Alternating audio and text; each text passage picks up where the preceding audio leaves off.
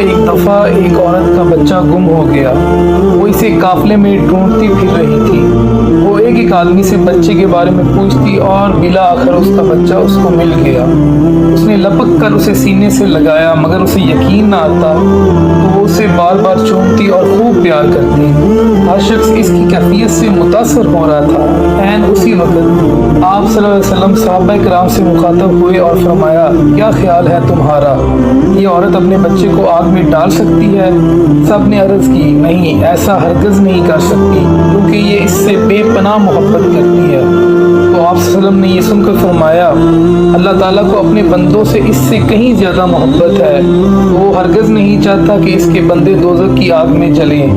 प्यारे दोस्तों, तवील से तवील तकरीर भी मोहब्बत इलाही के बारे में वो असर पैदा नहीं कर सकती जो आप सल्लम के इस फिक्रे ने इस नफ्सियाती माहौल में पैदा किया।